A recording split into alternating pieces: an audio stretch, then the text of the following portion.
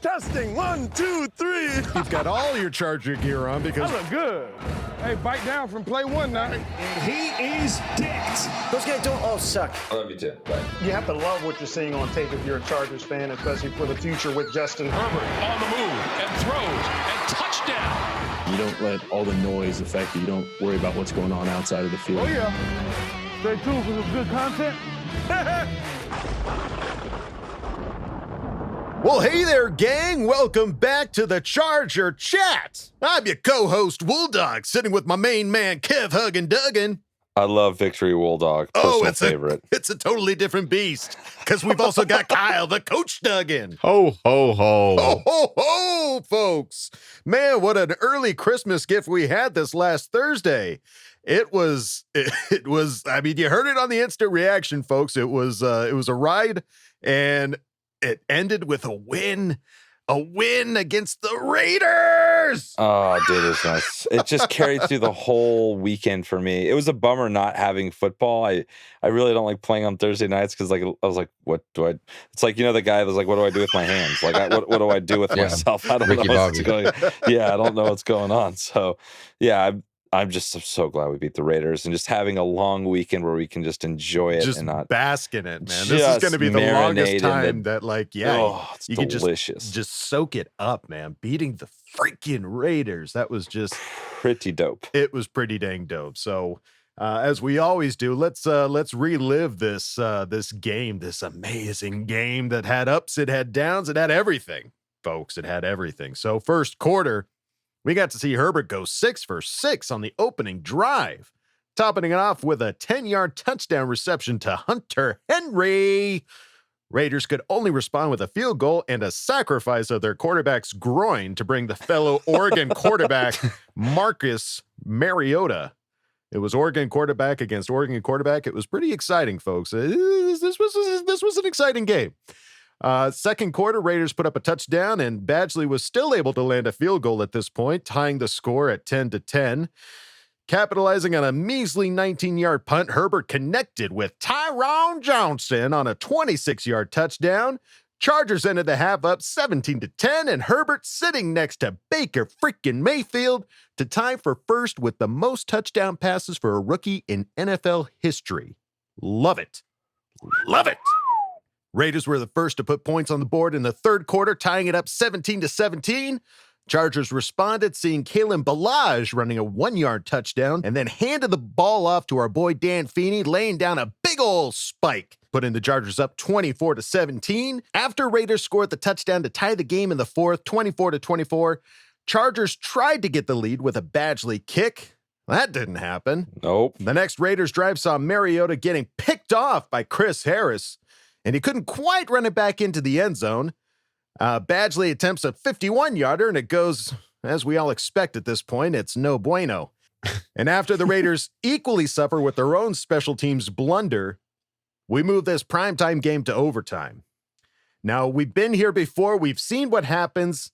This season in overtime for us, it doesn't always go our way, especially when the Raiders are able to start with the ball and move it down the field.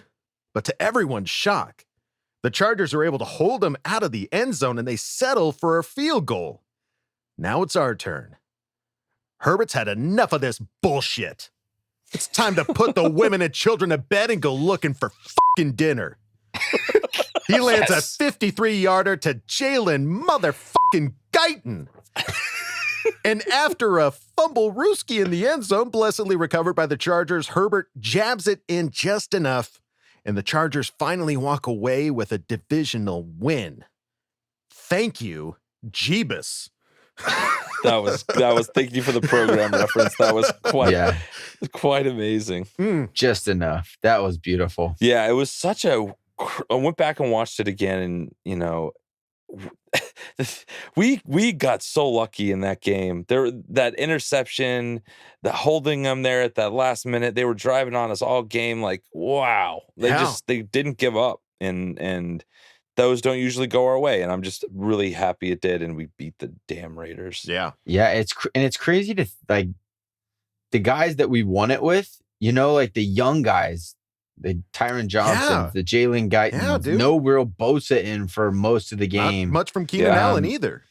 Keenan, Mike Keenan Williams. and Mike didn't do much of anything. Right. Hunter was solid, and so he was kind of the vet that was doing something. But Mhm. it was a lot of the young guys stepping up and making huge plays. So it's just our season has just been an absolute whirlwind of who our team is. Like we're not getting there yet, but when I went and looked back at some of the Denver Broncos stuff, I'm like, why am I even looking at this? This isn't even close to the same team that is going to play for us here coming up on Sunday.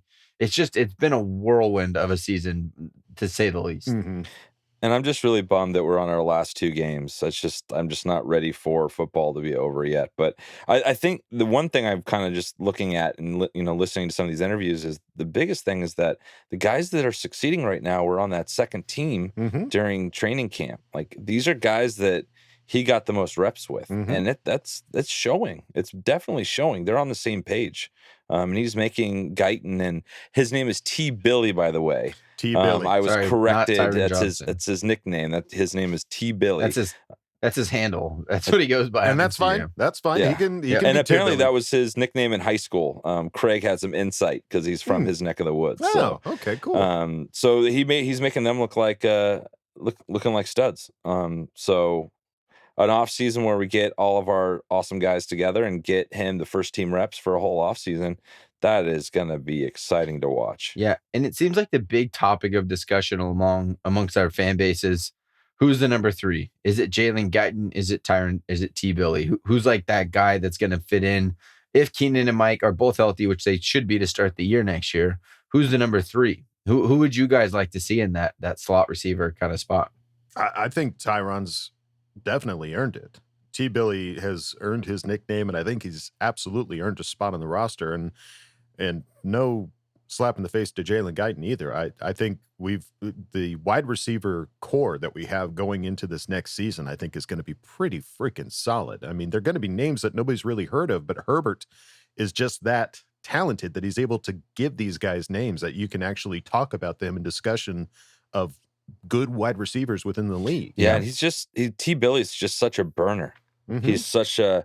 Johnson's just such a burner, and it's so fun to see him just carve people up and get behind him, and he's quick, and he's got what Herbert needs. He's basically the yin to his yang for these deep throws that makes, going back to really exciting air Charger football. So we'll see what happens. Like, Yeah. we got to figure out what to do with Williams right now. Yeah, I bring it up in kind of with the thought of, does it really matter? Like everyone's like, who's the number 3? Who's the number 3? Doesn't really matter who the number 3, who the number 1, who the number 2. It doesn't. It matters on getting paid, but Sure. as long as you're putting up numbers, and it's going to be based on your matchup, who you're playing that week, who's healthy. All those guys are going to be on the roster next year. Those are your top, whether they're technically the number 3 on the depth chart or not. They're probably going to see equal snaps.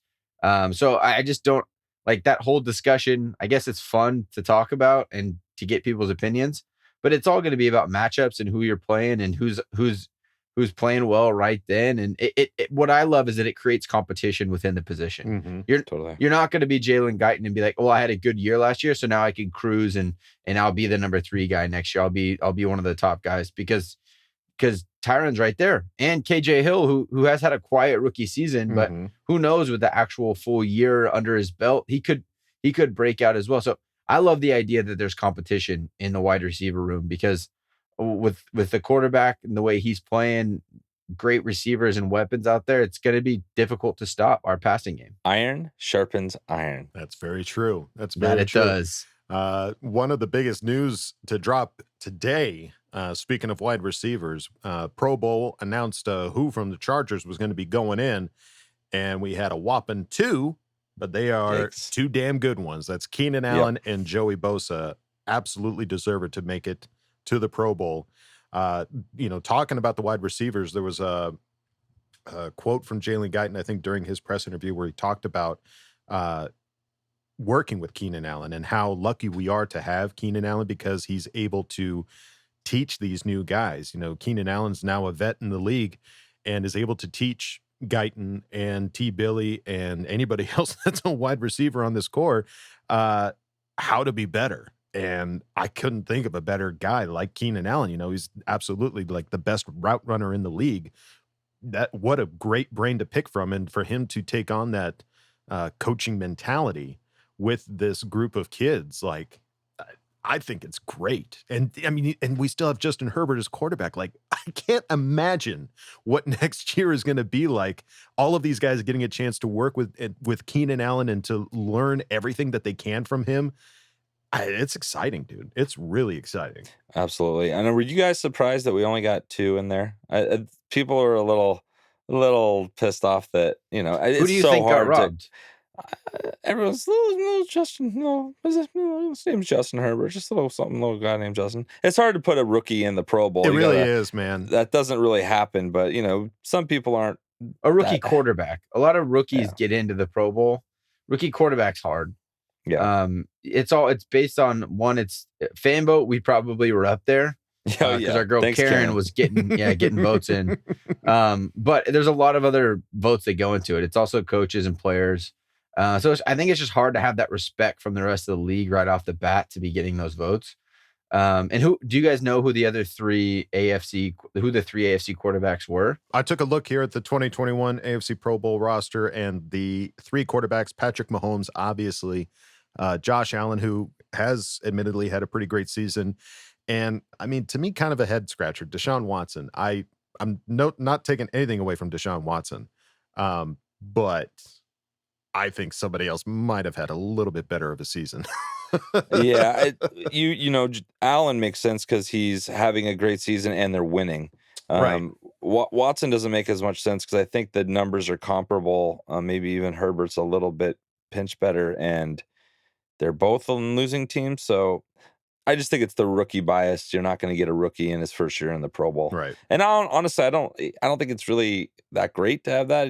There's still things you want to accomplish, you know, because all these records that Justin's about to run into in the next couple weeks is going to be quite interesting. Wooly, why don't you give us a rundown? Yeah, again, the rest of this season. I mean, we're already out of playoff contention. We all know that, and at this point, it's just about winning and getting Justin Herbert to break every single possible record that he can. As of right now, he needs 219 passing yards to become the 4th rookie quarterback in history to top 4,000 passing yards. We would join Patrick Mahomes as the only other player to eclipse 4,000 passing yards through the first 14 starts of a career. He needs 300 passing yards to record his 8th 300-yard game, which would tie for the most in a season in team history. Not just a rookie. In team history. Doesn't matter. Yeah, that's insane.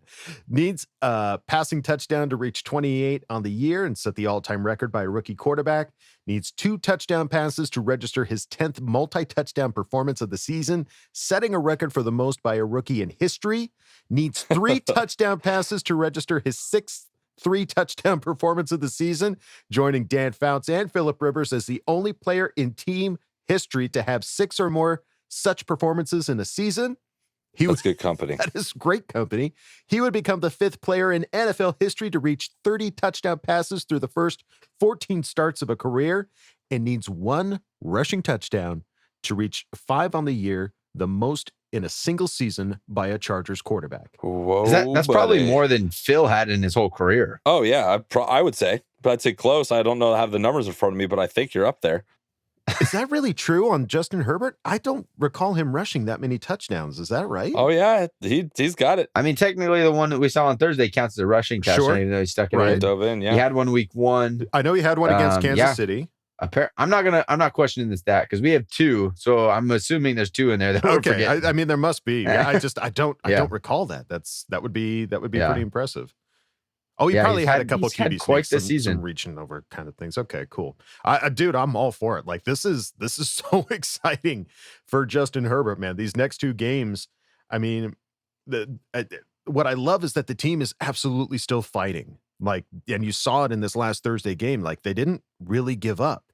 I mean, we had some issues, but they didn't give up. And the fact that they were able to hold the Raiders as close as they got to getting that touchdown in overtime and just like ending it right then and there. The fact that the defense was able to hold them there, that speaks so much to the character at least of the defense of this team. You know how we say like they bend, don't break? Like these guys are literally like the Cirque du Soleil of bending. Like you can't bend any more than this defense bends. It's impossible. It's a Russian ballerina, Russian gymnast kind of bendy. Yeah, it's fun to watch, dude. It's absolutely crazy. Look at some of the quotes from some of the people around the league. Let's see. Gilbert Manzano has a quote here from Jalen Guyton on what it's like to see a deep pass from Justin Herbert.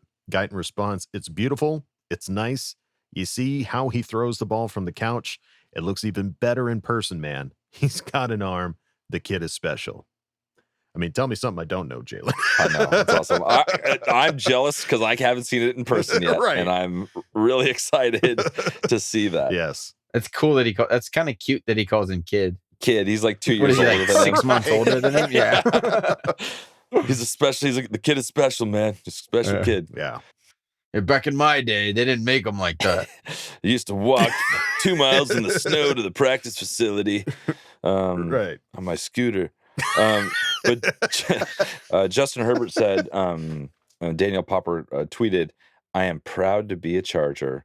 And that's really all you want to hear. It's just like, you just want to hear him say that. And he said it, and it was genuine. Right. He's just a genuine kid. The thing is, what's so cool is it's hard not to like him. It's hard. Dude, he's a great It's dude. hard not to like him. The amount of arguments I've had with people over Phil just because he trash talked, and we love his trash talking, but he can be kind of unlikable if you're not on his side. He's not on your team. You hate him. There's no popularity contest really winning for Phil, but this kid is just so. I called him kid again. He is like. He's 10, 12 years younger than I am. Yeah. But it's just nice that he's going to win some popularity contests. That's what high school's all about, man. It's all about getting that prom king, bro. That's all it's all about. Let's get that prom king, bro. Yeah, the president of the fishing club at his school. I don't know about. That's right. And prom king. He's got what it takes, dude. Maybe he wasn't Maybe. the coolest in high school, but look at him now. Bam. That's right. No, every post-game interview, and the one that was on Thursday Night Football was awesome to watch, but he is such a well-spoken man. And Kid. He's a kid, but he's also a man. He's reached He's a adulthood at man this kid. point. Man I was child. trying to keep the joke He's a going. man My child. apologies, man child. But he's such a smart dude, and just every response that he has is like, that's the perfect thing to say. That's the perfect thing to say. And as a fan, I can't imagine how many fans we're going to have going into next year just because of him, just because of all the records this kid is breaking. And having him on this team, I mean, it's so exciting, especially since the Rams lost this last Sunday to the freaking Jets. Yeah, they did. Wow. Guess who? We beat the Jets. You didn't beat the Jets. Everyone beat the Jets. Dude, That's seriously, SoFi is a dangerous place. The fact that they could lose to the Jets and then we got our asses kicked by the Patriots, who are not a good team. Right. Like, SoFi is a scary place, guys. Yeah, it's unfortunate that we lost the way we did to the Patriots because, I mean, as we were talking about the Pro Bowl selection, it's like, man, would it have been different if we didn't just totally suck against the Patriots that one game? If Herbert has just been consistently great throughout the season, is that the one blemish on his record this season? And I mean, for all intents and purposes, it is. But yeah, it's I love this fight for LA business. It cracks me up. Everybody who's beating the Jets, take a step forward. Oh, Rams. Nope. Get back there. You get back. Yeah. Yep. Rams, you're going to stay on that line, you stay bunch there. of losers. Everybody else come on over. It just shows how crazy the NFL is this year, how absolutely insane it is. Like the fact that the Steelers, they just lost, right, Kyle? Yeah, they just lost to the Bengals. Like, 10. what is going on? Like this season, this league doesn't make any sense this year. So I'm not feeling as bad as I probably should have if it were a normal year. It's just absolutely crazy. Yeah, this absolutely isn't the record that we wanted. Obviously, we always want to make a playoff appearance, but it's, compared to other seasons where we've had such a terrible losing record, like this doesn't hurt quite as bad because we know what the potential is Yeah. for next year. We know what. It's Herbert, dude. Yeah. He's so fun. We know Herbert's coming back. We know all of these other tools in the toolbox are going to be coming back, and we can't 100% confirm it, but we can pretty much assume that we're going to get a new coach next season. So the excitement for that is there as well. And who's it going to be? And it's cool. I'm really excited for it. I wanted to get into specifically the biggest problem that we had on Thursday night was Michael Badgley. Michael Badgley. Michael, get in here. Sit he down. is just. We just need to look at kind We of. just call you need him to by look- his first name just now. Michael. Michael. Full. I wish I Michael. knew his middle No, name. just Michael. Michael, sit down. We need to talk about this, okay? So let's just start. Let's just talk about some career stats so far. You've played 3 years. Good 3 years. I Right, like it. solid 3 Okay, years. so let's start 2018. The percentage in which you made field goals. Guess what? It was 93.8%, and everyone here was extremely excited about It's respectable. you. Yes. Clutch. 2019, your second year in the league. You did a little dip. You went to 81.3%. So not quite as clutch as you were the previous year, having only missed one field And- goal that And he first didn't year. even play all the games last year, if memory serves Nope. me right. Nope. So that's exactly. 2020. 2020, Michael Badgley. You see here? You're at 69%, my man. Eesh. What the flying Oh, are no. you doing? This is a trend in the wrong direction. Oh, no. I even like literally the difference a week makes. Last week I was like, I like him. Maybe he's going through a slump, dude. This is beyond. There's something mental going on, and I don't know how you combat that. I don't know what you do other than bring in somebody else. And I think next year probably going to be a new kicker, just because of the sheer incompetence that he's displayed so far, and how just the percentage and the quality of his play has gone down since 2018. So it's just a bummer. Put yourself in Tommy T's shoes, and if he has another season like this, how do you justify that you kept him? No. Like as much as you like him. And kickers are so important, man. Well, like we have been cursed forever with losing games, close games, and most of them are because of missed kicks. Most of them. This season, especially. Yeah. This season, especially. You can go all the way back to all the seasons of being a Charger fan and the Kading stuff and all that. We've just been destroyed with bad kickers. And you can't do this. You can't do this. You need to find somebody else. I'm officially off the Badgley train. And even if he has a perfect game next week, I still don't feel like it's the move to hang on to him. I think getting a kicker in that can, one, have a better percentage, which isn't going to be hard from what we're looking at with him this year, and two, actually handle kickoff duties, like be the kicker that most kickers are in the NFL, you know?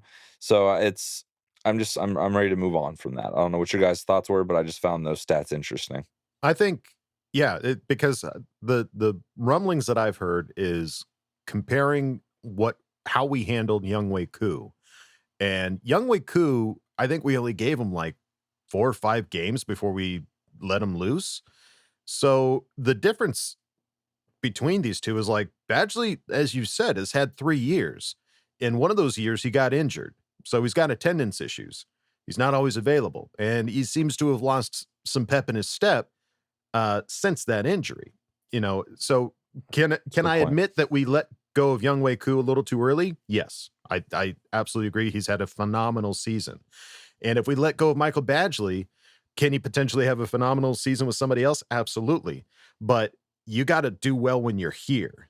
And Younghoe Koo, we let go a little bit early. Michael Badgley, dude, you've had 3 years to show us what you can do. And you had a great first year, but you got to be consistent, man. Like you can't. Such clutch games. Like we could have easily put this game away last Thursday. He had 2 opportunities to get us the lead, and he couldn't do it. Yeah, you could argue that if he's 90% on his field goals, we're in the playoff hunt Easily. That's 3 games that he cost us for sure. We're in the hunt. Like we're not a playoff team, like definitely, but we're in the hunt. These next 2 games would be big for us, Right. Absolutely. Well, and it's interesting too, because if you look at the stats, like he attempted 16 field goals in 18, 16 and 19, 29 this year. So we have a bigger sample size of what he's doing in this year. And I'm not liking the size of that sample, if you feel me. I'm not enjoying seeing him attempt more field goals and miss 9 field goals. Right. And it's not Over it. even just field goals that he's missing. He's missing extra points as well. Yep. And that you can't, that's not acceptable, dude. Like those are gimme points. Yeah. And then I've also heard arguments that like, oh, it's the placeholder, the Tai Long's holding the ball stupid. And We already got rid of somebody for that, didn't we? Yeah, he already used that excuse once. yeah. Yeah, that one's all gone. Yeah. So it's I know the blame needs to be spread to the entire special teams. The entire special teams this year has been head-shakingly bad. But when Badgley is at least able to get those kicks off, they got to go through the uprights, man. And if they don't, like you got to do something. Like that's, again, we've had 3 years. He's had his opportunity to prove himself. It's not happening right now. Let's see, looking at the injury report. Yikes. Perryman still out. Igbule out. Brian Balaga out. Nasir Adderley out. Kazier's questionable. But then big boy Joey, man, he left that Thursday game going into concussion protocol. And They said when we talked about it on the instant reaction, they said that it wasn't a concussion or something like that. Coach originally said that, but it is a concussion. 2 concussions in like back-to-back weeks. That starts to get scary, dude. Like once you get a bad concussion, you're susceptible to getting more of them. There's a part of me that feels like locking Joey down for the rest of the year isn't a bad idea. This is such a serious injury. It's not something you can go in and get repaired by a doctor. It's Right. not this thing needs to heal on its own. And I don't see any reason in trying to sacrifice our future with him with these concussions. You just got to be so careful. agreed. We've dumped way too much money into Joey for future seasons.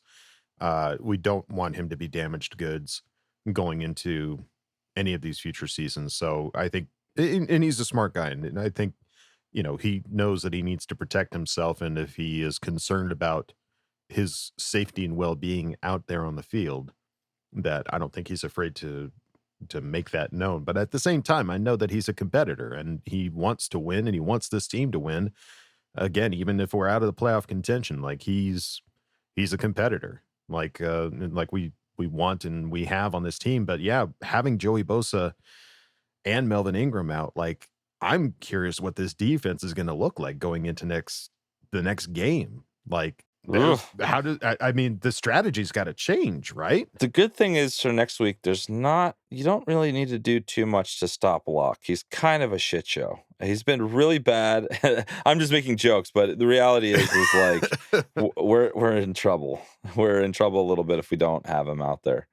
But I think it's time for Kazier to step up and show what he can do, and kind of see what kind of reserves we have and what they're looking like. Well, I mean, we'll see if Kaiser steps up. He's questionable at this point, and the news of Derwin James Kick going a on man the while COVID-19 he's down. I mean, whoa. Well, I don't know. I don't know what Derwin James does in his off time, but apparently catching COVID-19. It's just the idea that like he is still having to deal with this stuff even when he's not playing. I just think it's just so unfair. Well, it seems like a everyone, weird and it move. sucks. Yeah, like he's already on IR.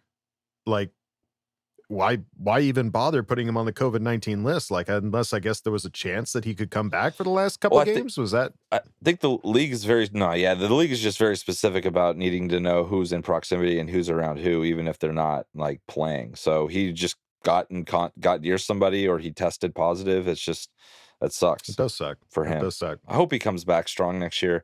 I really want him to play a full season. I really want him. Yeah, back. we want some more of that flash that we saw his freshman year. Like we need that, man. We absolutely need that. All right, well, let's get out of this muck that is the injury report, and we're going to turn it over to Coach's Corner. And before I do, One of you reached out with a question that Coach took pretty well to heart, and you had a request for a voice. So bear with me here, folks. As before we get into Coach's Corner, we're going to have one little wedged in Ask Twitter question. This comes from 17 the Goat, aka Bolt Up 702. Can Coach talk about the play closer to the end of the third quarter where Herbert audibled twice after seeing the Raiders adjust their defense? Reminded me a lot of Rivers. And can I get a Squidward voice? That was my best Squidward. That was terrible. I'm sorry, Roger Bumpus. Solid. Solid. Great question. Yeah, there seemed to be some audible action going on. What did you see there, Coach? Yeah, so I was directly requested from that tweet, so I wanted to look at it and break it down. And it's interesting to see because the more Justin gets in the offense, the more you would hope he would be able to get us in the right play. Usually in the huddle, there's multiple plays called. They don't just call one play and then go up to the line and run it. You call at least two. That way you can just give a quick kill, and then you run the next play. Especially this year with no fan base, no one in the stands, there's not a lot of noise. It's hard to know how many times these guys are actually audibling and checking a play in a game. All we can do is watch based on if they're using hand signals or you can tell that they've stopped the play and they're looking around yelling at the receivers to let them know that a play has been changed. So what I did is I went through and I watched the whole game, every offensive play, to see how many times it appeared from body language and what he was doing, if he actually did make some kind of an adjustment. So as I looked through it, it doesn't happen that often. There was three that I saw that were obvious. Now there's a couple of times where he's probably checking blitzes, calling out who's coming. That's not considered an audible or a change of play. So the first drive, our long drive that resulted in a touchdown, nothing. He didn't make any adjustments, didn't call it any blitzes. The line was handling. It appeared as though the center, Feeney, is handling the pass protection. So he didn't really have to do anything there. And that's a sign of scripted play. So going into a game, a coach has his script that probably the first 10 or 15 plays or so, he's already written down. We're running this, then this, then this, then this, then this. And unless something crazy happens and it throws him off script, he'll run through those plays. So that's probably why we didn't see much adjustment. Coach had a script. Justin ran the plays that were on the script. The first play of the second quarter, Herbert alerted a blitz. You can see he goes hands to his earmuffs, like he's putting on something on his ears. And when that was the first time I saw him make any type of body language adjustment, is he went earmuffs. I don't know exactly what that means because it was the first time I saw it, but you could tell he's making some kind of a check or adjustment. And immediately we saw a heavy blitz come, and that's when Eckler leaked out of the backfield and he hit him really quick. So it was a cover zero blitz. They brought everyone. He saw it coming. He went earmuffs and he checked it real quick to Eckler. The interesting thing, though, is when he did go earmuffs, you saw Gabe Neighbors, who was also in the backfield. He widened his alignment a little bit. Being a fullback, he wanted to be able to get out of the backfield. So both running backs, they were split one to each side of Justin, and they both leaked out of the backfield on pass routes. So it looked like he was making some kind of an adjustment to the blitz, say, guys, I'm going to need to check this down, get out of the backfield now, and I'll get it to you. So that was the first time that I saw in the game that he actually made what appeared to be, I guess you could call it an audible, but a quick check at the line of scrimmage. Middle of the second quarter, we were in empty. So we had no running backs. We were in empty. He goes earmuffs again. So this time there wasn't a blitz. It appears that the earmuffs was dictating coverage. So he found a coverage, which if you know the coverage, like when a wide receiver lines up, he doesn't just say, hey, I have a 7 or a corner route, and I'm just going to run it. I'm going to run 12 yards up and then hit head on my 45-degree angle. It's not, you have to adjust and bend based on if you're going against cover 2, cover 1, cover 3, your route's going to look a little bit different. Also, in the huddle, he says, hey, if I go earmuffs and it's cover 1 or man-to-man, we're running this. Like, know that you need to adjust this. So it appears that when he goes earmuffs, that means cover 1. and it could potentially change routes. Obviously, there's no way for us to know for sure, but that's what it looks like when he goes earmuffs. The question on Twitter was specific to a play that happened about 3.5 minutes left in the third. Again, we were in empty. So wanting to make sure that everyone's on the same page with what coverage they're in. He sees something and he goes to ball his hands. Like he puts his fingers all together to make like a ball, like a hollow ball. He starts yelling at checking with his hands to make a ball because it looks like cover zero. There's no safety and all the linebackers are up on the line. So it looks like a really aggressive blitz, cover zero. That means no safety over the top. Everyone's just in man-to-man. So he's alerting, hey, I got to get the ball out quick. He's balling his hands. That means cover zero. It kind of looks like a zero is what I'm assuming. Then the defense shifts back out of it. The safety goes back high. The backers all run back out. So now they're back in cover one. So what does he do? He goes earmuffs and he's checking and he's looking at both sides of the receivers going earmuffs, telling them, no, we're back to cover one. They're not in zero. He stopped doing the ball with his fingers. He went back to earmuffs. So the only checks that I really saw, what it would appear, is coverage checks. It doesn't look like he's changing the play. He's just adjusting how routes are being run, or maybe potentially in the scouting report, this play doesn't work very well against cover one. So he's letting him know, hey, it's cover one. We needed whatever preemptive adjustment that they made to it. So to answer the question, it looks like the adjustments that he's making is because of the disguised coverage. They walked up cover zero. He let them know. They walked back. He let them know it was back to cover one.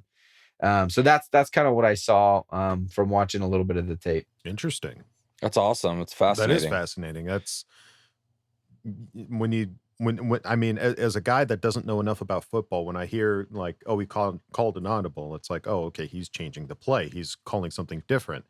But to see that he just might be orchestrating what routes they're running, not necessarily changing the play, but just letting them know, keep an eye out for this, or, hey, this is an opportunity. Let's be aware of this. Like that's crazy. And that's cool. Especially again, for a rookie quarterback that really wasn't expecting to play at all this season. It's fascinating to see him grow as a player every week. And then it's interesting to tag on that. If you go, I didn't have any football to watch this weekend, so I watched the Colts game, and Phillips calling a lot of plays at the line, or he is orchestrating everything from the field. It is completely different than 3 minor coverage adjustments, if that's what they were doing. So I think this is just a good example of like, let's give this kid another year in the system. Let's let him. He's going to get better. Right. He's going to get better at seeing this, diagnosing these, and getting even that little pinch of what Phil was able to do for so many years, because he's just an offensive mastermind, and he's probably if he decided to coach, he'd probably be one of the best offensive coordinators in the league.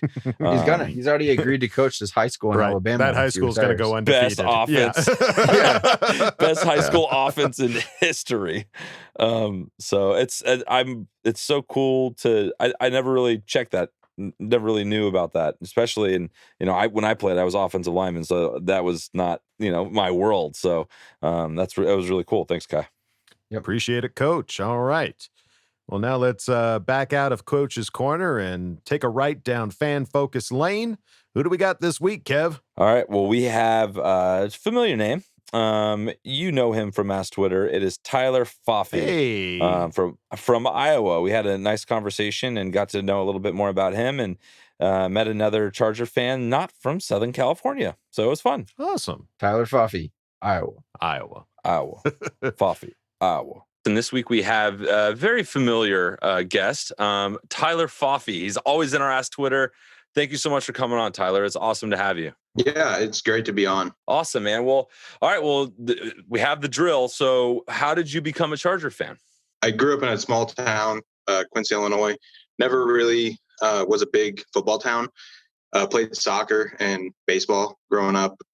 So finally went to a football camp, and the junior high football coach asked me to, try out and play. So I tried out and played, of course, made the team, and everybody's asking me, who's your favorite team? And I'm like, well, I don't have a team. Like, well, you got to have a team.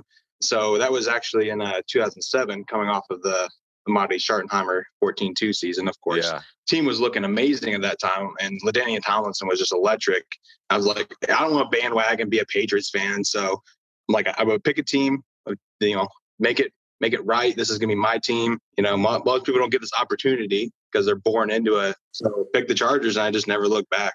That's awesome. What about the Chargers? Was it like, oh shit, this is going to be my team? Yeah, it was, for me, it was LaDainian Tomlinson, young quarterback. The team had just recently had success. I didn't get to watch a lot of games growing up just because being in Illinois at the time, out of market, you don't get a lot of games. So LaDainian Tomlinson, for sure, playing him in Madden and stuff was awesome. So that's what really drew me to the Chargers. Yeah, well, we kind of have a little bit of that going on now. So maybe there's a new Tyler Faffey coming with this exciting young new quarterback and all this, craziness that's happening right now for us. It's such an exciting time to be a Charger fan in it. I kind of get the feeling that we're getting more people are coming on. Like we're getting new names, new people on Twitter, new people interacting. And it's just kind of it's a sad time to be a Charger fan because we're not winning these games, but it's an awesome time to be a Charger fan because we have Justin Herbert.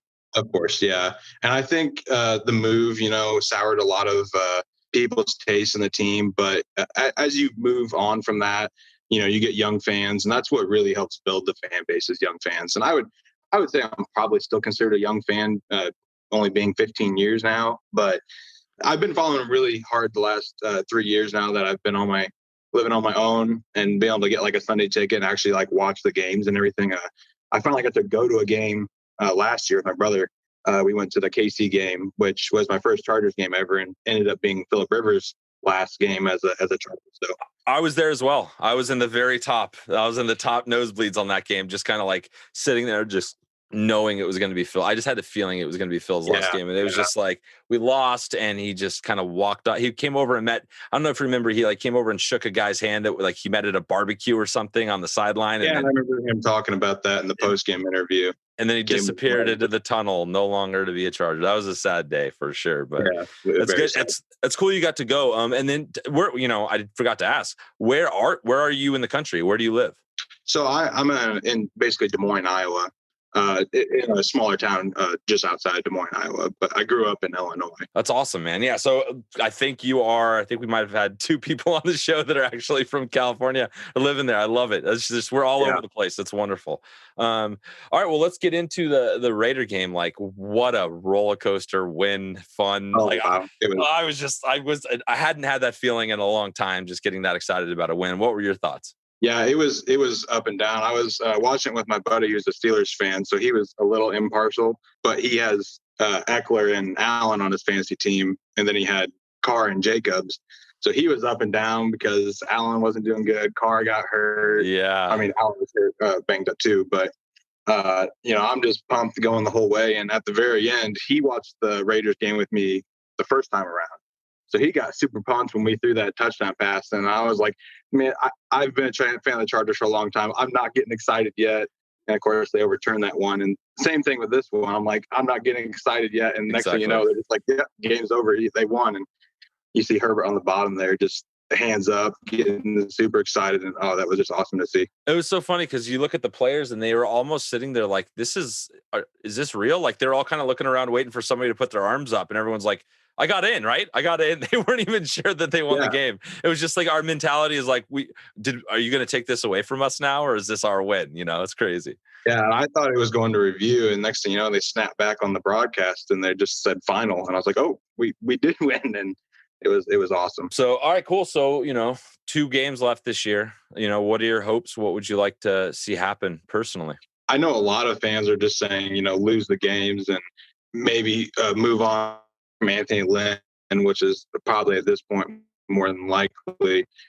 But I would just love to see him win the games, get some momentum going into next season, gets Herbert some more wins, like winning that game made me so happy. Like I don't give a shit what the draft position is at this point. I just want to finish out the AFC West and just walk off into the 2020 sunset with whatever that season was and move on. That's kind of what I'm looking for. But you never know what you're going to get in the draft. I mean, the first obviously Penei Sewell, he looks spectacular, but he's not going to be there when we're picking. So you never know who you're going to get. The first couple guys of a particular position could be busts or just not play out to what they are expected to. I mean, a lot of people wanted us to get Isaiah Simmons, and he's looked like he's really struggled in that system there with Arizona. So you just never know, really. You just kind of have to trust the process and go from there. Get a little lucky, which we absolutely did this year, and I couldn't be happier about it. So yeah. All right, Tyler. Really appreciate you coming on, man, and taking the time. And I guess we will see you next week for Denver on Twitter. And hit us up if you got anything, man. Thank you for your time. Oh, yeah. Thank you. Have a good one. All right, brother. Bye. Okay, love you. Bye. Okay, love you. Bye. Gotta squeeze him in there. K love you, bye. I love it. I love it so much. We got to get some K love you bye t-shirts. The club, KLUB. The club. Charger Check Love Club. it. Yeah, we'll never be monetized because we cuss too much anyway. So gotta try to find a way to supplement. I can only do what I can. I'm only human. Thanks for coming on, Tyler. It was great talking to you, man. It was really fun. Yeah, And awesome. He kind of, in talking to him, it reminded me of something that we should probably talk about. Last year, the last game of the season was in Kansas City. I was lucky enough to go to that game. Were you? Yeah, I was. I was there, actually. It was nice. It was cold as hell. Cold as hell, but it was good. But I think now's as good a time as any to kind of share the fact that the Charger chat is going to be at the Kansas City Chiefs game at the end of the season. Breaking news. Yes, folks, you're hearing it here first. Charger chat, Wool Dog, Huggin Duggan, the coach are going to be at the Kansas City Charger game, last game of the 2020 season. Can I get an amen? Amen. Watching Herbie throw some dimes in person. I can't wait. He's gonna break so many records that game. It's gonna be. We've done 2 seasons of this, thousands of hours, and we've never done one in the same place, in the same room. We've So not. All three of us. Yeah. it's gonna happen. It's exciting. There's going to be quite the instant reaction one way or Oh, another. you're gonna get something. I think Huggin might be on tilt a little bit, but it's gonna be good. If we could get Huggin out of the stadium, we're sitting in a box of a Chief fan with other Chief fans. My goal is to watch Herbert throw some footballs and keep Kevin away from fighting. Other people. I'll be good. I'll be good. Trust me. I'll be good. We'll see. I'll be good. So anybody else that might be going to that Chief Charger game, the last game of the season, let us know, because I mean, we got to try to be cool about everything, but at the same time, I'd love to see some other fans. I know there's some other Kansas City Charger fans roaming around out there, and I would love to see you guys. Reach out to us, the Charger Chat at Yahoo, or hit us up on Twitter, Instagram. Let us know. Yeah, sound off like you got a pair. All right, yeah, buddy. All right, and now we've got a couple of sound bites. Before we get into Ask Twitter, we were going to let these guys sound off real quick. Let's start with Scott from OC, an old favorite. Hey guys, it's Scott from OC coming at you ecstatic after Thursday night's win. I was born and raised to be a Raider hater, so this was oh so sweet. But apart from the game, I am thoroughly convinced that Anthony Lynn is not a fan of Justin Herbert like the rest of us are. He either doesn't believe in him or he's always playing against him in fantasy. I don't know what it is. He just isn't using him properly, and it's pissing me off. So I want a head coach that does. I'm assuming all of us want to as well. So have you guys thought more about the head coaching position? Have your preferences changed? Let me know. All right, keep bolting up. Okay, love you. Bye. That's a good point, dude. Good point, Scott. We haven't addressed it at all, but like the fourth quarter. All right. Here's the deal. All right. I had some free time, obviously, with a Thursday night game. I had some free time to just kind of go like, I wanted to analyze it, because Anthony Lynn in his post game talked about, if you're a one-dimensional team, the rest of the NFL is going to run you over. They're going to take advantage of you. Basically insinuating that if we don't establish a run game, that the passing game is going to suffer. And so I was like, yeah, but let me just look. Let me just look to see what we ran in this last Raider game. First, I looked to see how many passing yards we had over 10 yards, because that was the most successful part of the game, was Justin Herbert throwing for over 10 yards. And we had 14 successful passes over 10 yards in the first 3 quarters. Okay. First 3 quarters look really good. because Dan Popper pointed out Justin Herbert only had one pass attempt in the entire fourth quarter. We had 2 drives in the fourth quarter. Justin Herbert only attempted to pass once. Wow. So after throwing for 14 successful passes over 10 yards, some were considerably more, but 10 yards was the cutoff for me. Well, how many run plays did we have that were at least over 5 yards? Not enough for a first down. Just how many were over 5 yards? We had 4 in the first 3 quarters, 4 run plays that were for over 5 yards. Now, Wow.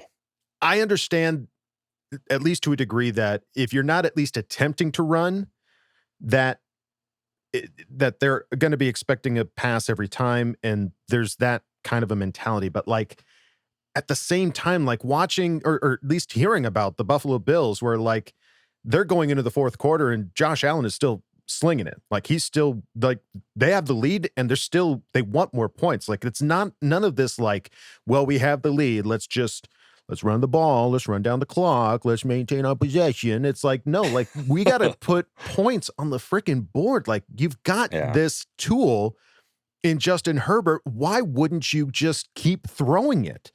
It's working, man. Like you only had 4 run plays in the first 3 quarters of this game that only went over 5 yards. Why would you not just keep letting Herbert throw it? I don't get it. Yeah. So I don't know. It's hard. Like it's almost like Kevin not liking to watch the defense. Right. Like it's an essential part of the game that you don't enjoy because you're not going to score points. Running I'm not really the ball, a fan of Cirque du Soleil, honestly. 5 yards is not the goal. The goal is 3 yards. 3 yards is the goal when you're running the ball. But that's what we need to understand. In reality, you're not running the ball for a 60-yard. You're not, and when you call that play, you're not hoping this is going to go for 60 plus. When Justin Herbert has the ball, that could happen. But from a play caller's perspective, when you run the ball, 3 yards is a win.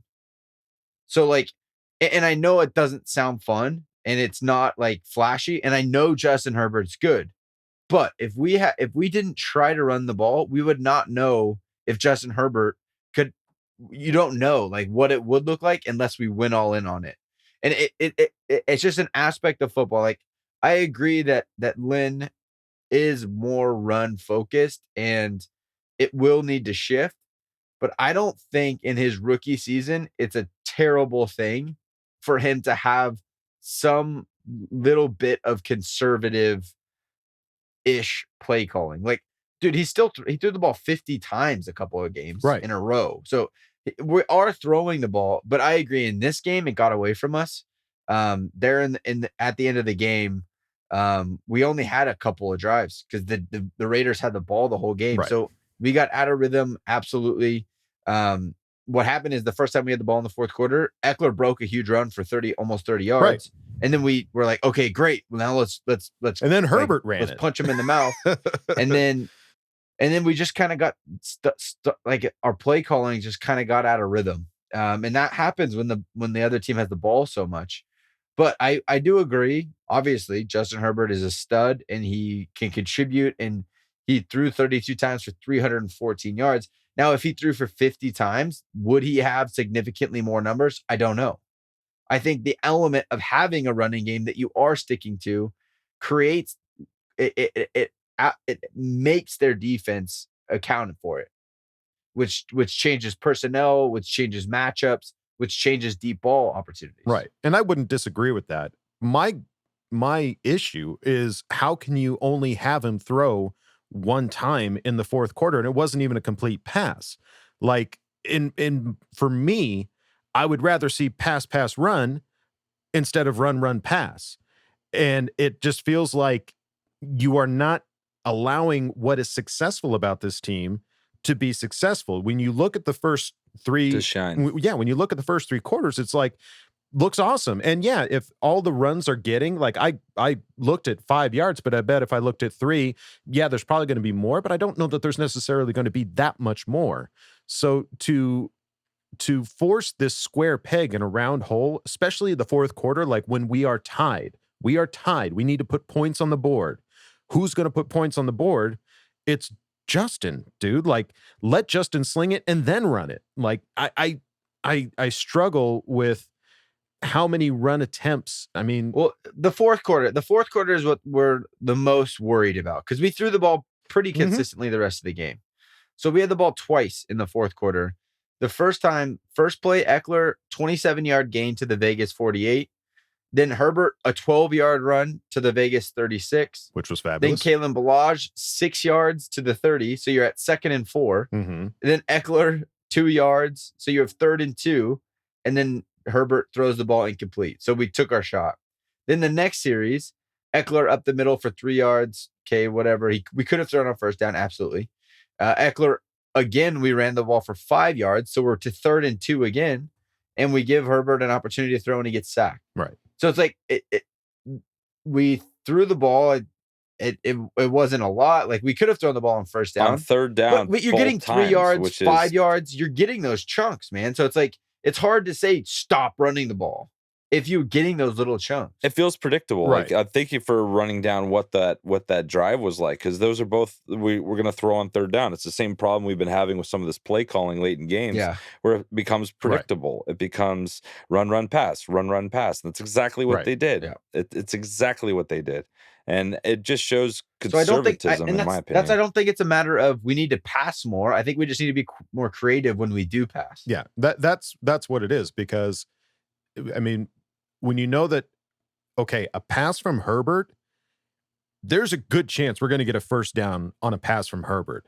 Why are we waiting until the third down to accomplish that? Why not accomplish that in the first or the second? Like that's where it's hard. I know. Yeah, I get it. I'm not trying to, because on 3rd and 2, you could run any pass play in the book and they have no idea what's coming. right. On 1st and 10, like on 2nd and there's aspects of getting into that short yardage situation. We could do anything. The defense has no idea what's coming. Right. Whereas in other situations, they have a little bit more understanding. Look, they're probably going to run this type of a play or this distance. So it's just hard, man. We want to see Herbert throw the ball because when he does, it's successful. But who's to say that his success isn't because we run the ball so much? I definitely get that it goes hand in hand in that regard. And I think like part of his question too is like specifically like what kind of coaches we think. And I think now's a good opportunity to play Craig in Texas, because he has a strong feeling after listening to this about who he would like. Craig with strong feelings. Craig. Get out of here. So, get out of town. So I think we should listen to this. And I think this is a great starting point for our next conversation. Let's see. 1, 2, carry the 4. Yeah, guys, I think this qualifies as a win streak. It's been so long that I almost forgot what that felt like. Couple that with a win inside of the AFC West, first one in 2 years, we might be cooking with a little bit of gas. And man, this kid Herbert, what else can we say about him that hasn't already been said? This particular game, he overcomes having the Forrest Gump family of coaching staffs, a kicker with the yips, and being down his top 2 wide receivers for basically the entire game. Once we get this kid an actual functional coaching staff, we're going to be in for something special for a long time to come. I can feel it. And speaking of coaches, I'm all in on Brian Daboll out in Buffalo. A guy took Josh Allen from a running quarterback with barely over a 50% completion percentage to an MVP candidate this year. He's a fantastic play caller, and he understands situational football and space and concepts. I know Coach will love that too. Add to that, he's coached either alongside or under guys like Bill Belichick, Nick Saban, and now Sean McDermott. That means he knows what it takes to build and maintain a winner. I'm going to start reading some tea leaves here, fellas, so go with me for a second. He and Telesco went to the same high school, and they currently actually share the same agent. So you would think Tom may have the inside track there. Daboll essentially would be coaching a Josh Allen clone in Herbert, except this version is a much better rookie. So he should be easily moldable. Should be less work for Daboll and more time that he can concentrate on building that offense out as a whole. So here I am, pushing all my chips into the center of the table. Hashtag go get Daboll. Love you guys as always. Appreciate everything you do. Okay? Love you. Bye. You are entertaining as heck, Craig. I love it, dude. He's doing math at the beginning. Craig rules. We have to get him on a live off-season episode. I'd love to just talk with him for a bit. Yeah, but it's interesting. Like, honestly, like every week there's a new candidate and a new Right. person that could be perfect for us. And it's hard. Like, I learned my lesson so hard with the Tua thing.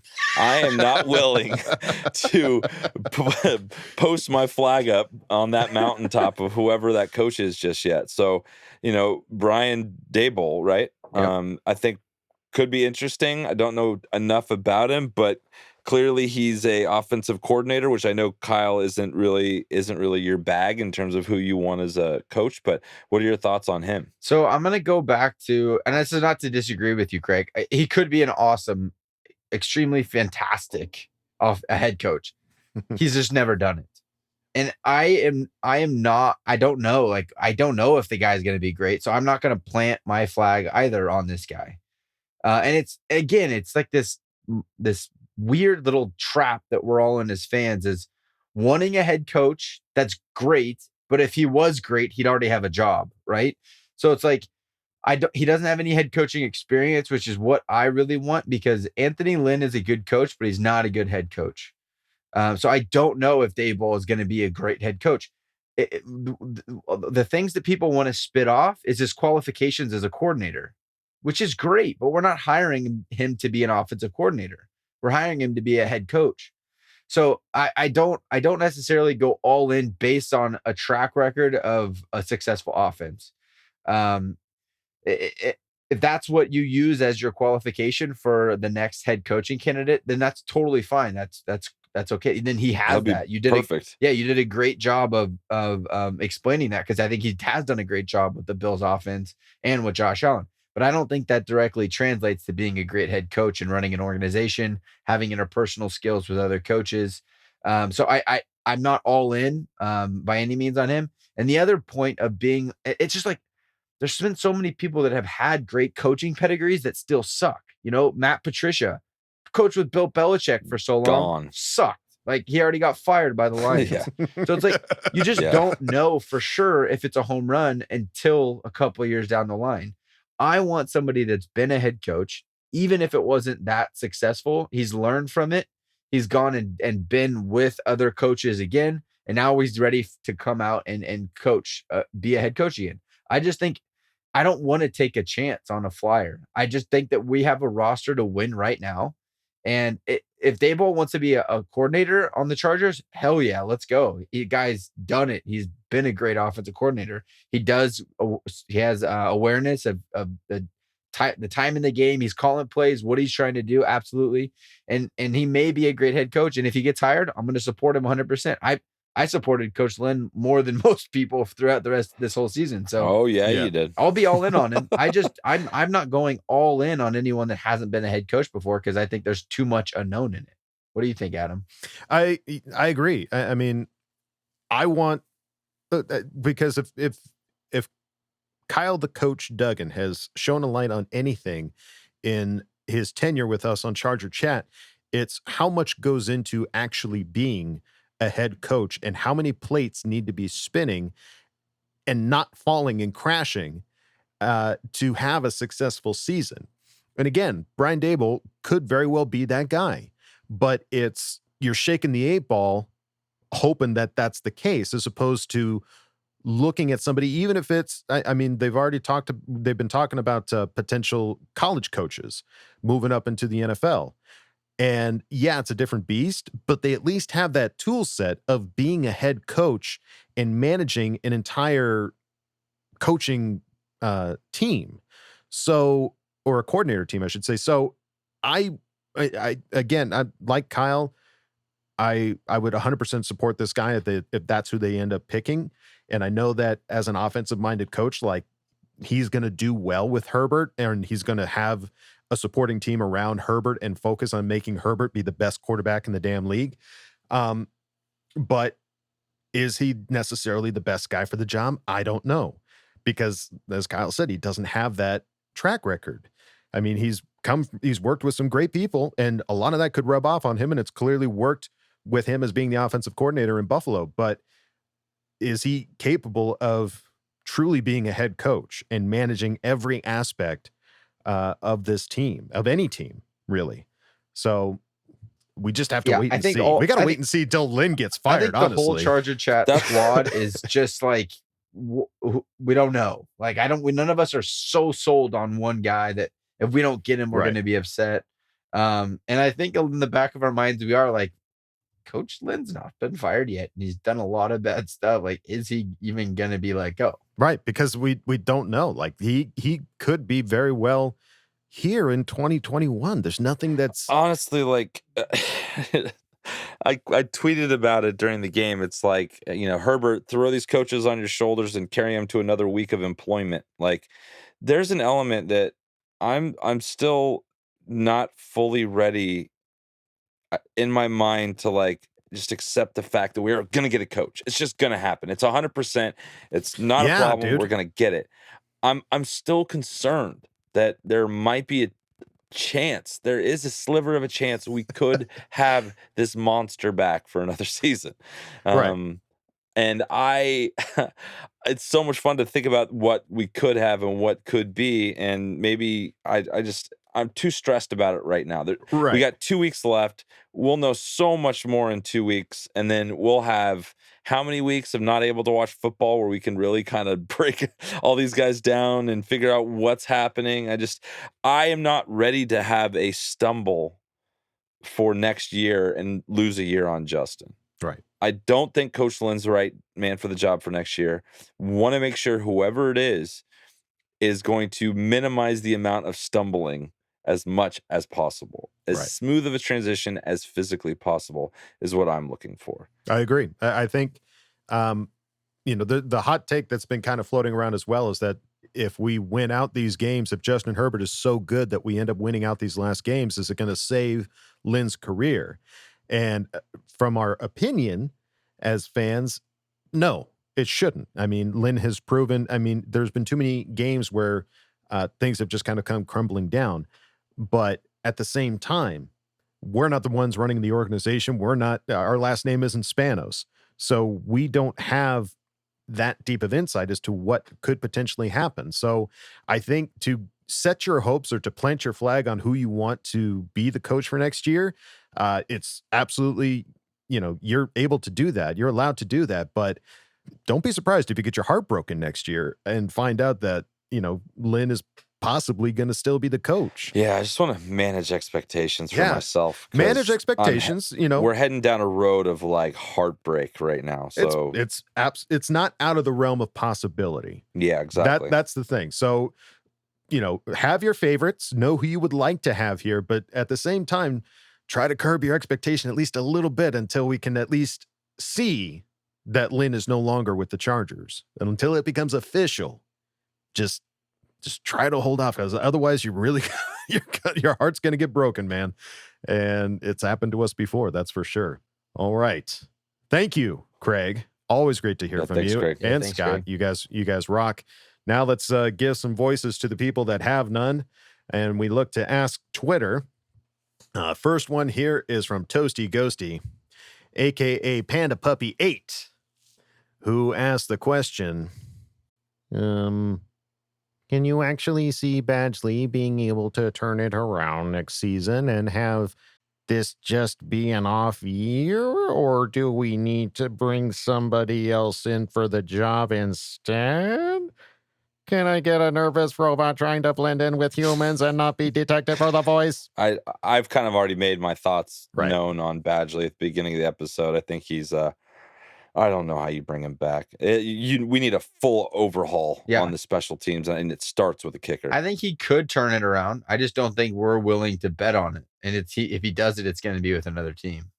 Right. That's what I think. I think he absolutely could. I mean, we've seen him do it before, but I just don't think he's going to do it with us. He's just kind of messed up 12 too many times this year. 9 too many times to be specific this season. Right. I think if he was going to turn it around, he's had the opportunity to do it, and he really hasn't. We've certainly given him that opportunity to do it. And if he can't do it in what we gave you, dude, then sorry. Don't make Justin's job harder. Make your damn kicks, bro. Well, get somebody who can, bro. That's right. There you go. Come at me, bro. Put succinctly by Hug and Duggan himself. You're welcome. Thank you, Toasty Ghosty. Always good to hear from you. Next, we have Sad Chargers fan, aka ADM 4156, who asked the question: is it just me, or did they remove Eckler from goal-to-go packages?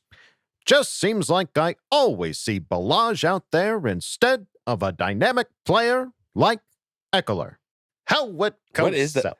Reporting live. That's what it is. Oh, I was like, I know that voice is so familiar. That was awesome. How it comes out. Love Howard. Yeah, dude. Like, I don't get it. They showed us on Hard Knocks how high Eckler jumps, Right. and it makes sense. He's like twice as big as Eckler, but He's not twice as Eckler's strong. the pound. He's the strongest Eckler's guy on the the pound team. for pound strength. Let him get in there. And he's a I don't lower get it target. at all. I don't understand it at No. all. It doesn't make any sense No. unless you're just looking at the two on the sideline and saying this guy's bigger, so put him in. yeah. It doesn't make any sense. Yeah. Or maybe Austin, they worry about goal line situations flaring his injury. I'm trying to help the coaches with some excuse. I don't get it. It doesn't make any Right. sense to me. Yeah. We never really got confirmation that Eckler is necessarily 100% after coming back from his injury. He's looked pretty damn. He's looked 100% pretty. to I mean, me. he's looked great. Looks pretty but good. I don't. There could still be something that's happening that maybe he doesn't have the leap that he's shown us in Hard Knocks. But either way, having somebody like Herbert have to like stretch his big farmer tanned arms into the end zone. How dare you talk about his arms That's a in fact. a negative? Who What said a it was fact. negative? I just said it's a Yeah. fact that they got farmer tan. Willie has a thing for farmer tans. It's a too many dope people tan. have been Likes pointing tan it out. lines. I can't help but notice it now. But at the same time, like Eckler, again, if you're going to tout this guy as being the strongest guy in the team pound for pound, why wouldn't you try to at least wedge him in on these goal line situations? Like, I agree. I don't understand why you would risk your quarterback getting injured, especially when we saw on that one of those two final plays, he got hit on a helmet to helmet hit. Like, you don't want to risk that with your quarterback. Like, let the running back run it in and do it, unless you've got a specially designed play for the quarterback to get in there, short of reaching his arms over with the ball.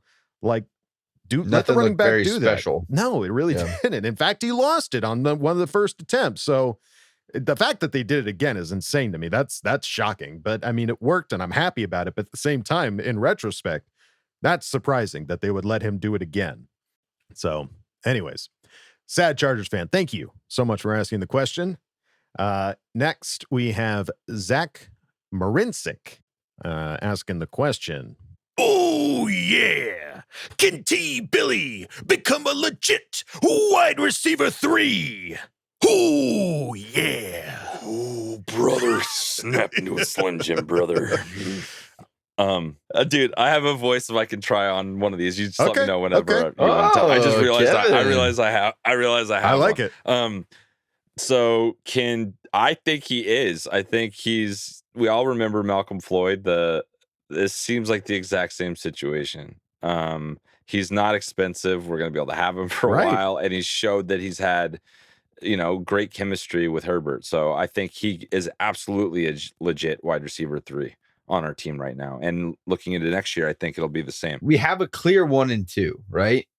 So every other good receiver on your team could be the 3, and we have several of them. So Austin Eckler could be our wide receiver 3. Like, if the guy's good, Right. If you're asking if he's good, yeah, he's good enough to play consistently in the NFL. I think he's proven that this year. I'm putting my flag in wide receiver 3.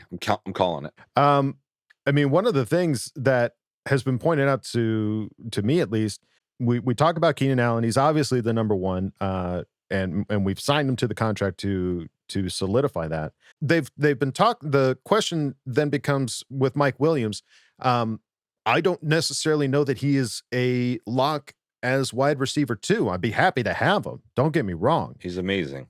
He's amazing, but I think he's going to be a restricted free agent next year, and don't know what kind of money he's going to be asking for. So when we've seen the success that we've had with T. Billy, with Jalen Guyton, and quietly but still potentially there with KJ Hill, like, it wouldn't surprise me if T. Billy is wide receiver number 2 is my point. Dude, he's like, Williams is was he a top 5 pick of ours? Yeah, he was the first round pick. Yeah. Yeah, like you're gonna franchise tag him, in my opinion. I don't think he's gonna go anywhere next year. I just looked up I think the that'd stats. be silly. I think he's going to get paid next year. It shows a base salary going from, I don't know if this is correct. Sorry if it's not. I've looked that up on Sport Track. He has a base salary this year of $825, up to $15 million next year if he's still on the squad. I don't know if that doesn't sound about right. Yeah. Well, you just cut. Hey, It's crazy. Creative accounting. You just pull out Tyrod Taylor with his monies. You put in that monies into the Williams guy, and then you're good. Yeah, it's to answer the question, Zach. Yes, I think he's a legit wide receiver 3. Yeah, we're going off on tangents. My point being that I could even see him being a legit wide receiver 2 if that is the option that we go with next season. But again, it remains to be seen. But thank you for the question. Really appreciate it. I'm going to let Kevin take this next one. This is Drew, a.k.a. Archer Nandez 17 on Twitter, who asked the question. French fry tighter. Would you guys keep Telesco? Any chance Lynn stays? Who are your top GM candidate for the Chargers? French fry tighter. Very nice. Very nice. Sling blade.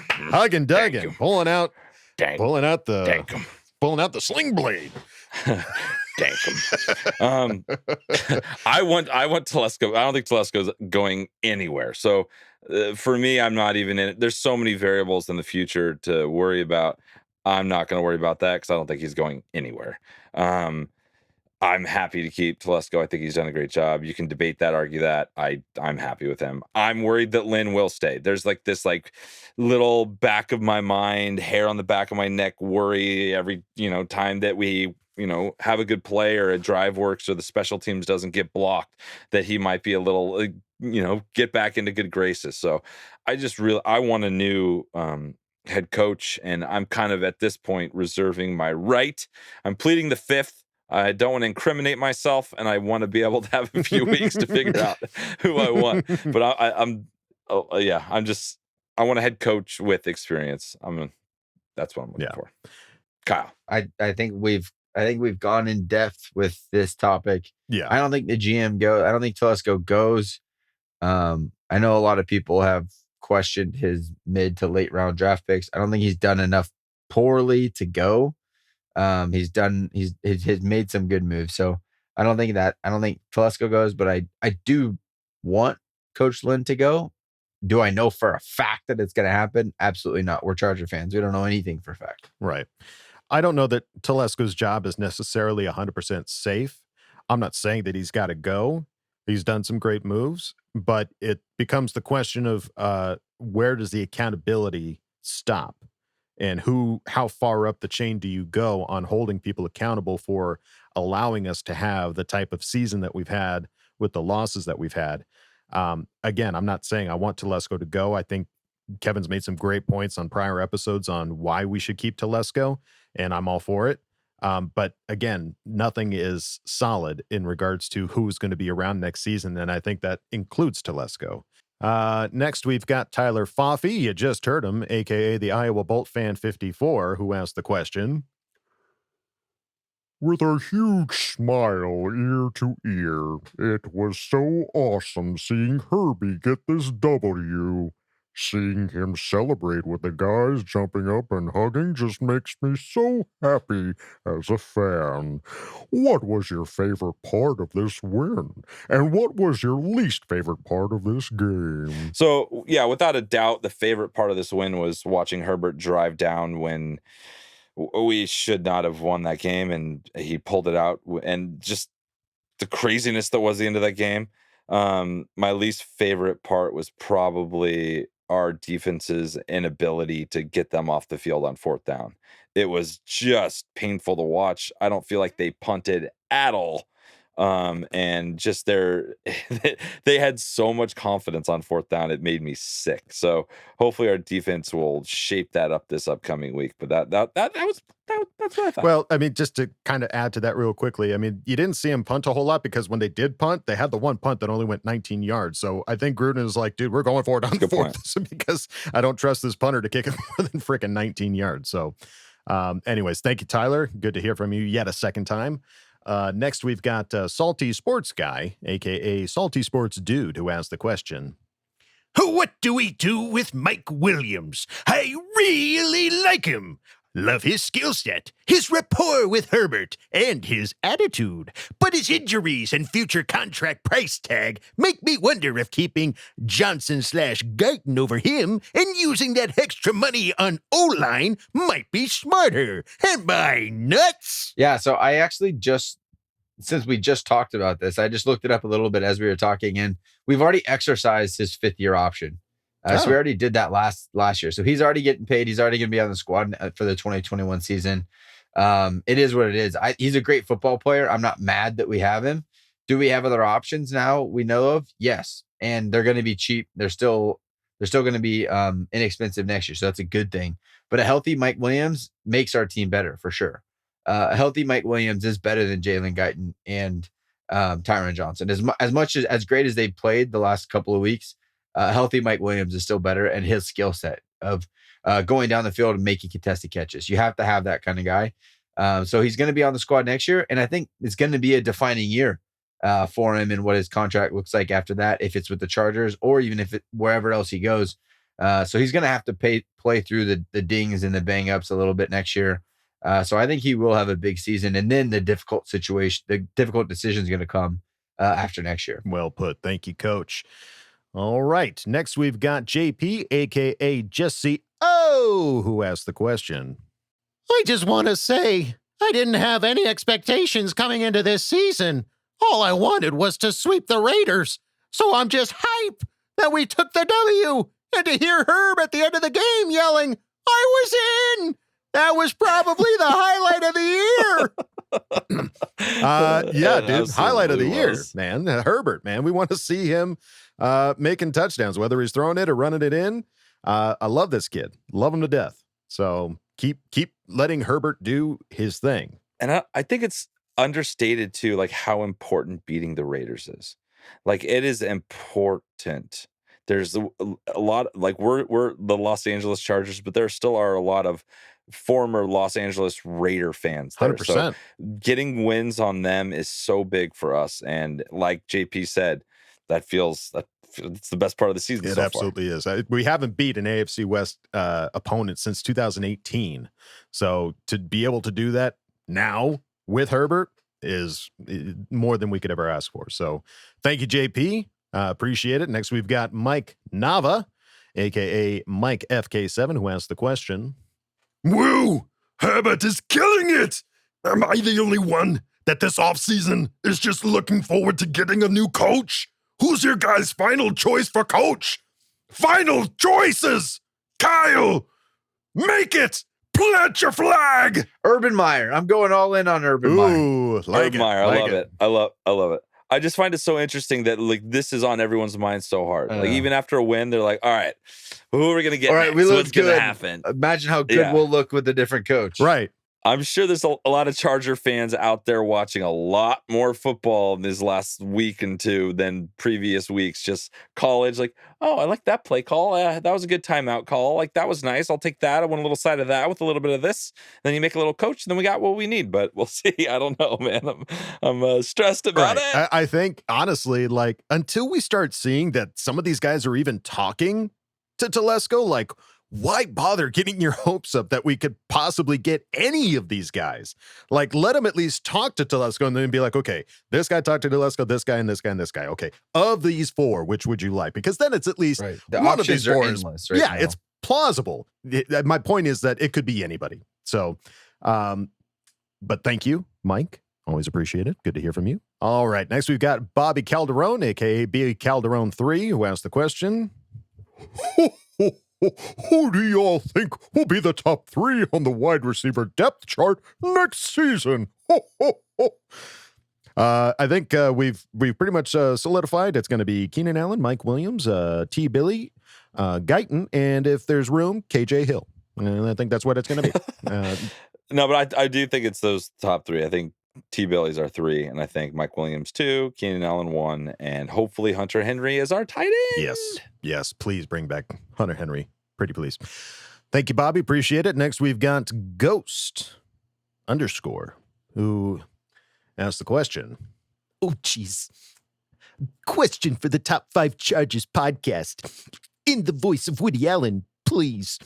What is your confidence level of Justin making the winning drive versus Rivers in the same situation? For me, the last few years, my confidence in PR was low of getting it done.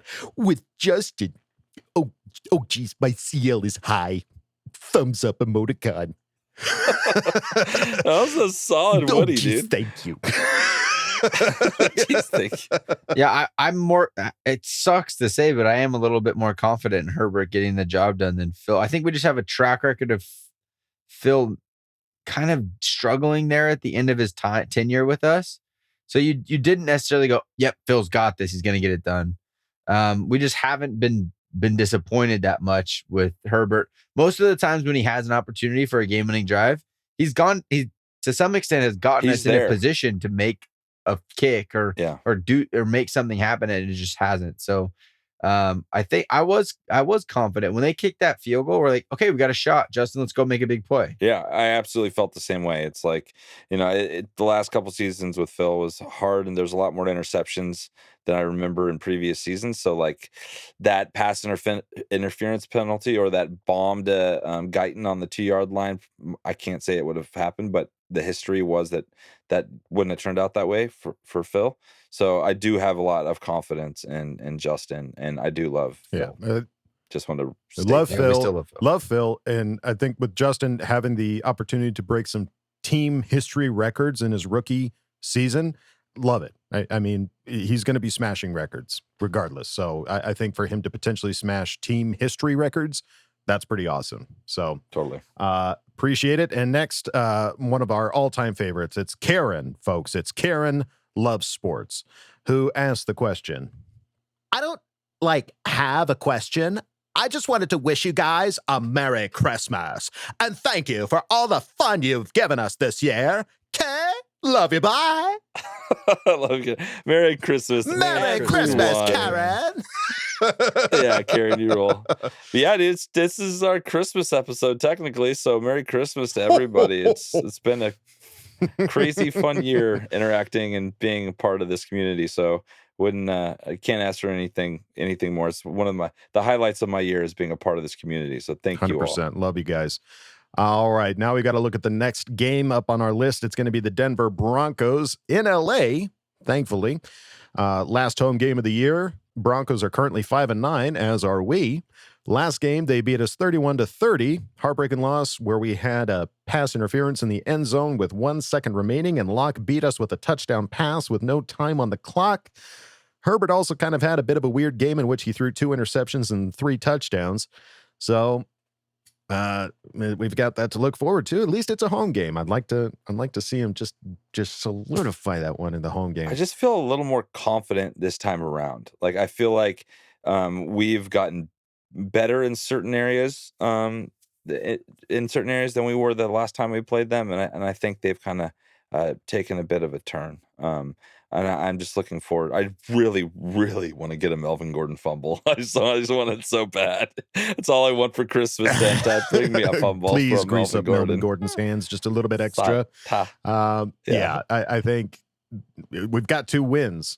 That's a bit of a streak, and so we're, as far as I'm concerned, we've kind of found our groove a little bit, and so I think it's win out the rest of the season, baby. So as we look to this next game, we've got bolt predictions to make. I will start us off with bold predictions. I think Chargers are going to win 27-21. And my bold prediction is Herbert runs for more than 20 yards. That's bold. That's not very bold. What are you doing? 27. What do you mean? 20. How many 20-yard running games has Herbert had? He only needs one run to get. Yeah. Didn't he get 12 last game on one run? Yeah, Not that's 20, not 20, my friend. Technically, you're right. Okay. No, they haven't really let him run a whole lot. This last game, yes, he was the second top rusher on our team with 12 yards. Crazy. But my bold prediction is he runs for more than 20. There you go. I like it.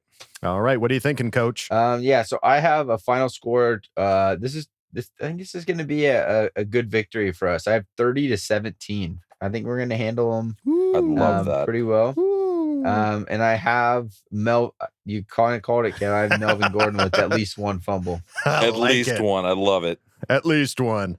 I love it. All right, Huggin, take us home. All right, I'm going similar thing. I'm going 28-17 Chargers win, and Herbert's throwing 3 tutties and getting a record to his name. Smashing. I like it. Smashing fools and smashing Denver and getting another AFC West win, and that's all I want for the Christmas. Game plan has to be make Drew Goofy Lock beat us. Like, there's no way. That guy's such a gomer. No. He's so bad. He's so bad. I just don't want to see Drew Lock do that stupid ass dance he did last time he beat us. Like, God, as if he was a real big part of the game up until that point. Like, I want to sack him 3 or 4 times and just send him back to Missouri. He can come back here and I'll smack him around some more. Prepare the smackage, Drew. It's coming for you. Got it. All right, folks. That's the end of this monstrosity of an episode. Thank you for sticking around with us. If you made it this far, God bless you, because you've got more Constitution than I do. So thank you for sticking around. Thank you to all the Ask Twitter folks. And it sounds like you say, every time you say that, you say Ask Twitter. I just swear to God, all I hear is say Ask Twitter. Ask Twitter. Appreciate you all, and let's just say it one more time: we beat the motherfucking Raiders, dude. We did it. Yes, we did it. We did it. All right. Don't forget, folks, to bolt up, because we're ready for any squad, any place. Merry Christmas. K love you. Bye. K love you. Bye. K love you. Bye. Cosell. How would Cosell? How would Cosell here to talk to Slingblade himself? Slingblade, what did you do in that final fourth quarter? I ate them French fried tater. There you have it, folks. French fried potatoes. Back to you at the studio. And now, a word from our sponsors. Hey there, guys. Money Badger here. It's no secret, this year hasn't been the best for me. So I decided to spread my wings and invest in an airline company, Money Badger Airlines. Why choose us over the competition? Because we're the airline company to choose if you've got somewhere to be, but you'd much rather miss it. That's right. Money Badger Airlines has an over 30% chance of missing your flight. Other airlines give you guarantees to get you where you need to go. That's great and all, but Money Badger Airlines gives you someone to blame when you don't even want to be there in the first place. Mother-in-law's birthday, Christmas with your drunk relatives, your 16th high school reunion, that funeral for the person you didn't even like in the first place.